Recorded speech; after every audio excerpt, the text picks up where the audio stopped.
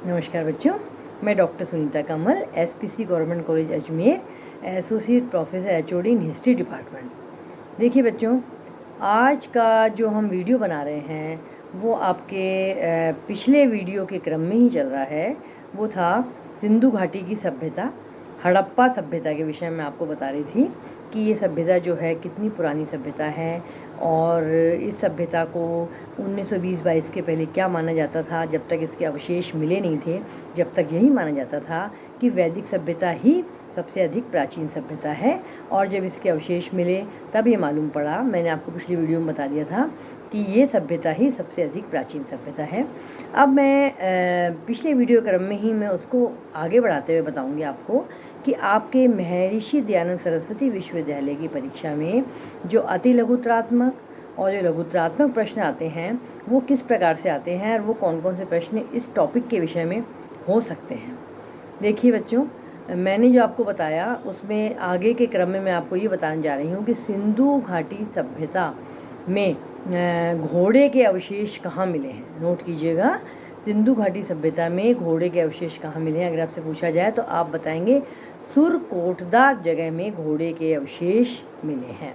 इसी प्रकार से ये पूछ सकते हैं कि सिंधु घाटी सभ्यता जो है वो राजस्थान में किस जगह पर इसके अवशेष प्राप्त हुए हैं, किस जगह पे इसके ये स्थित है। तो आप बताएंगे कि कालीबंगा में, राजस्थान के कालीबंगा में जो है सिंधु घाटी सभ्यता स्थित है।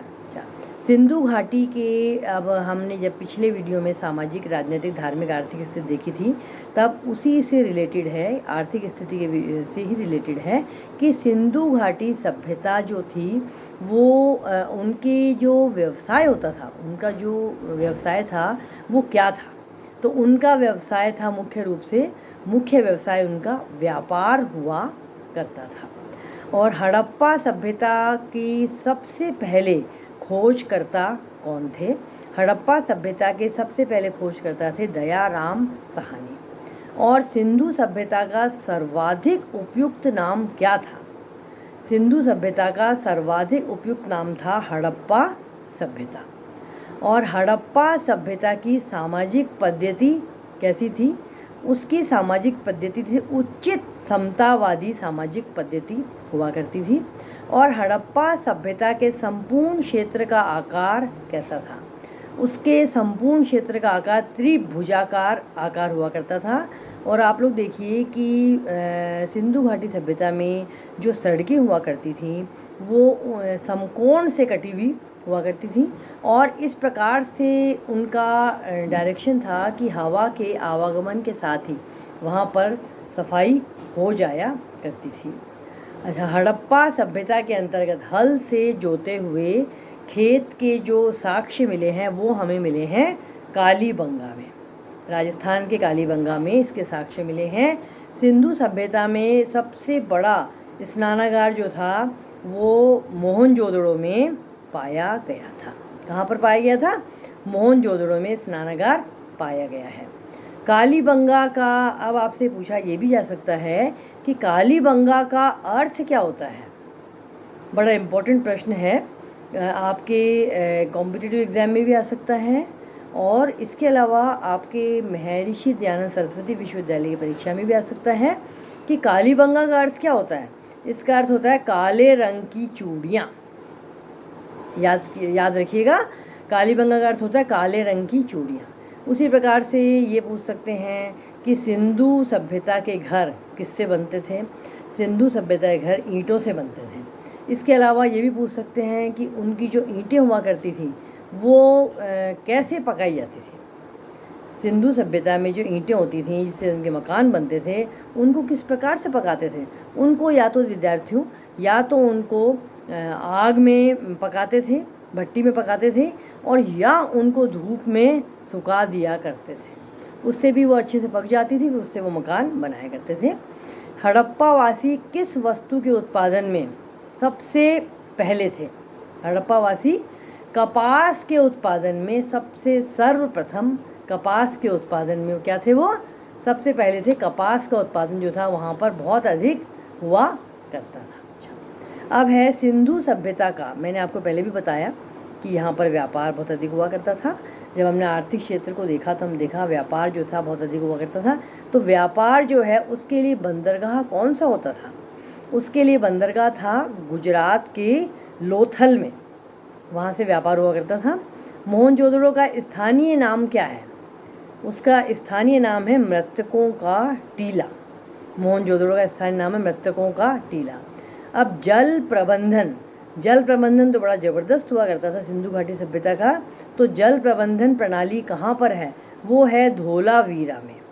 धोलावीरा में जल प्रबंधन प्रणाली है। हड़प्पा के मिट्टी के बर्तनों पर किस रंग का प्रयोग हुआ है? हड़प्पा के मिट्टी के बर्तनों पर लाल रंग का प्रयोग हुआ है। और सिंधु घाटी सभ्यता में कुओं के अवशेष जो हैं वो कहाँ पर मिले हैं? क्योंकि अब आपको पता है कि इसकी लिपि को तो हम पढ़ नहीं पाए हैं, इसलिए हमें जो इसके अवशेष मिले हैं उसके आधार पर ही हमने इस सभ्यता को जाना है। तो इसके अवशेष जो है, कुओं के अवशेष जो है वो मिले हैं मोहनजोदड़ो में।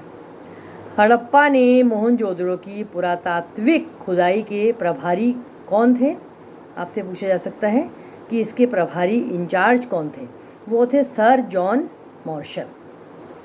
धार्मिक दृष्टि से भी सिंधु घाटी के लोग जो है वो सबसे अधिक कौन सी देवी में विश्वास करते थे? वो मातृ शक्ति में सबसे अधिक विश्वास करते थे। और हड़प्पाकालीन स्थलों में कौन से धातु की प्राप्ति नहीं हुई थी? वो लोग कौन सी धातु से अपरिचित थे? वो थे लोहे से, लोहे धातु से अपरिचित थे। और जुते हुए खेत की खोज कहाँ पर हुई थी? कालीबंगा में। जुते हुए खेत की खोज कालीबंगा में हुई थी। और धोलावीरा की खोज किसने की थी? रविंद्र सिंह बिष्ट ने धोलावीरा की खोज की थी। और सिंधु सभ्यता की गलियाँ कैसी थी? मैंने आपको पहले भी बताया कि उनकी जो सड़कें होती थी वो समकोण पर एक दूसरे को काटती थी। उनकी गलियाँ जो है वो चौड़ी और सीधी हुआ करती थी। और मोहनजोदड़ो की सबसे बड़ी इमारत कौन सी थी? सबसे बड़ी इमारत थी अन्नागार, जहाँ पर क्या होता था? जहाँ पर अन्न प्रिजर्व करके रखा जाता था। और उसका इस तरीके से निर्माण हुआ था कि वहाँ पर अन्न जो पड़ा होता था वो क्या होता था? खराब नहीं होता था और वहाँ हवा के आवागमन की पूरी सुविधा हुआ करती थी। अब सिंधु नगरों का विनाश कैसे हुआ, ये प्रश्न आज भी बड़ा विवाद का विषय बना हुआ है कि इनका विनाश किस प्रकार से हुआ। कुछ ही विद्वानों की धारणा है कि मानसूनी हवाओं के दिशा परिवर्तन से सिंधु क्षेत्र में वर्षा की कमी होती गई, क्षेत्र सूखता गया, अन्न का अभाव हो गया और सभ्यता धीरे धीरे समाप्त होने लगी। कुछ विद्वान ये भी मानते हैं कि इस पर आक्रमण हुआ और इसलिए सभ्यता समाप्त हो गई। और वास्तविक कारण क्या था इस विषय में जब तक हम लिपि को नहीं पढ़ पाएंगे तब तक हम नहीं बता सकते हैं कि इसका विनाश जो है वो कैसे हुआ। धन्यवाद।